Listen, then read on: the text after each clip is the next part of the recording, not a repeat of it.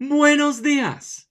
If you struggle with asking questions and keeping students engaged, then type yes in the comments below so I know I'm not alone. When we teach with comprehensible input, we're constantly asking questions. But not just any questions. There's an art to asking questions so students get the repetition they need without getting bored of the repetition. In this video, I'm going to teach you the art of asking questions. And stick around until the end when I'll tell you how you can get access to my free masterclass that includes 8 essential CI lessons to get you started on your CI journey or remind you of some of the basics. My name is Scott, and you're watching Immediate Immersion, where we're all about comprehension-based instruction in the modern language classroom. We'll be right back.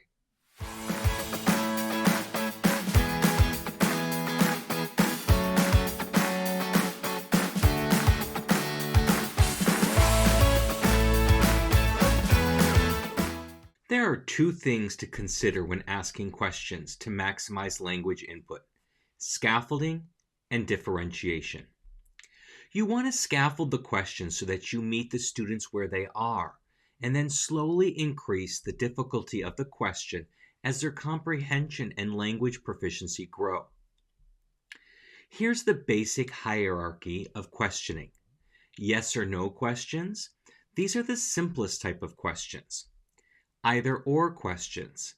These are also pretty simple, but a step up from yes or no. The simple question word questions. These are who, what, where, when, and these usually can be answered with a single word. Complex question word questions. These are how and why questions, and they usually require a bit more language to answer. Along with scaffolding, you have to take differentiation into account. This means asking the right question to the right student at the right time. Generally speaking, you'll ask yes or no or either or questions to your slower processors.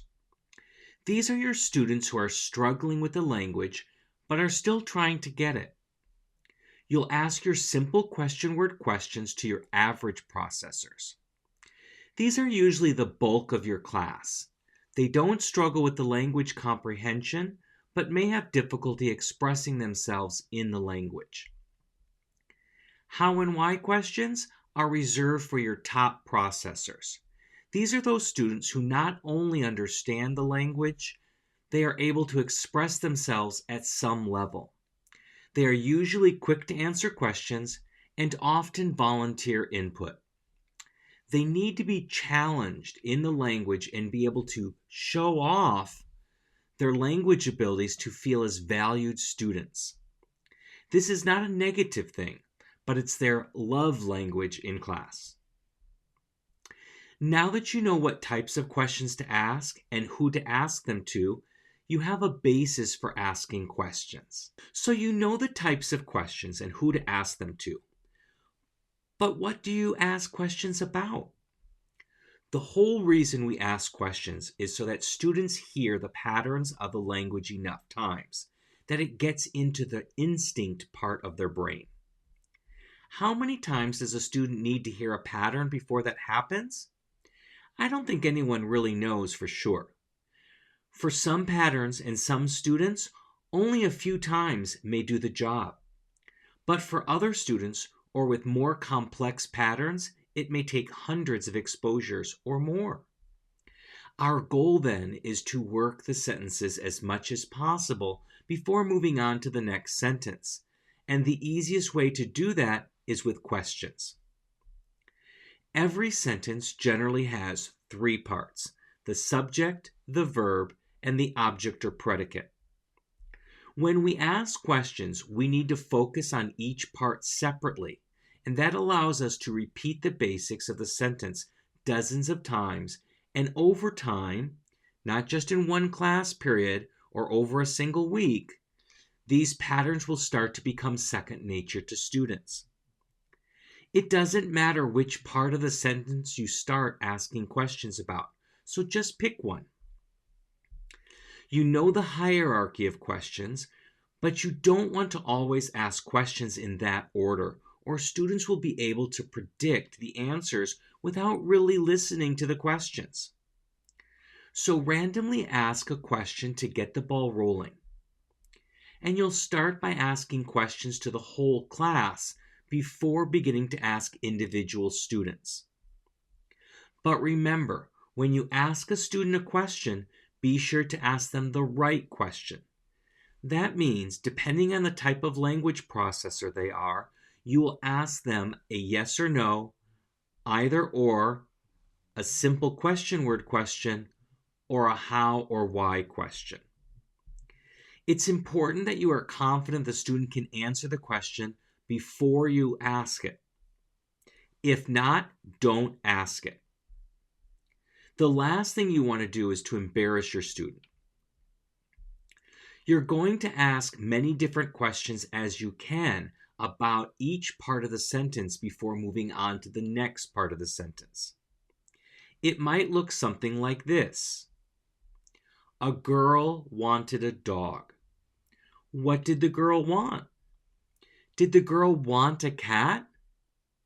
Did the girl want a bird? Did the girl want a cat or a dog?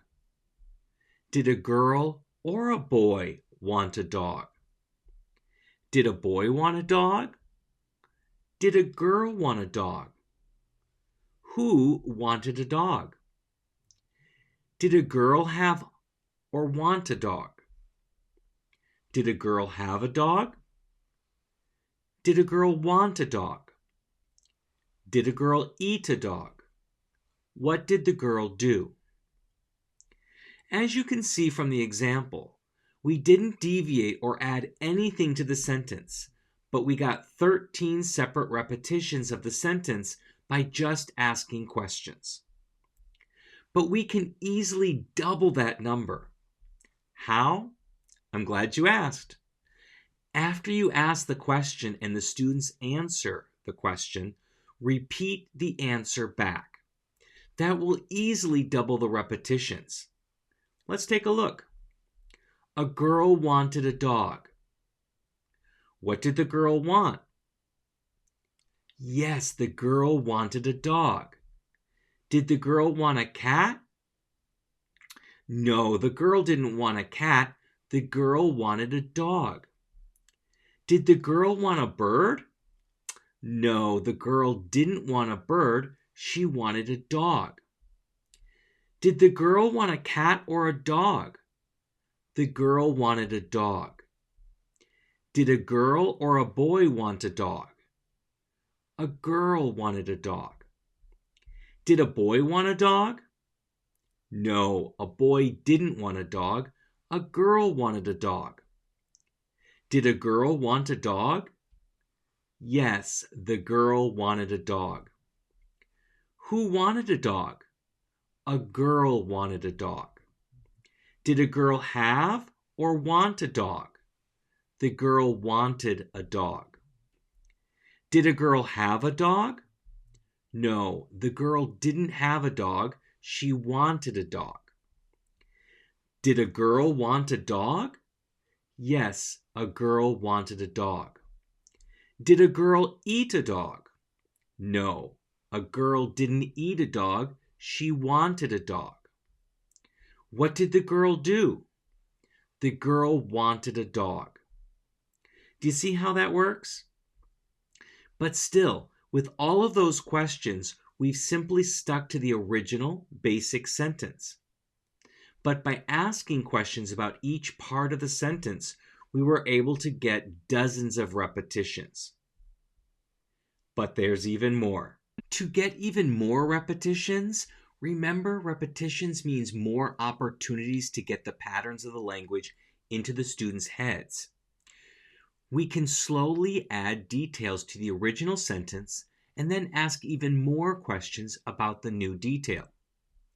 So again, if we started with a girl wanted a dog, we could ask, what kind of dog did the girl want? That's right, she wanted a big dog. Did she want a small dog? No, she didn't want a small dog. She wanted a big dog. Did she want a big dog? Yes, she wanted a big dog. Did she want or have a big dog? She wanted a big dog. Did she have a big dog? No, she didn't have a big dog. She wanted a big dog. Did she want a big or a small dog? She wanted a big dog. Who wanted a big dog? A girl wanted a big dog. Did the girl want a big cat? No, the girl didn't want a big cat. She wanted a big dog. You get the idea.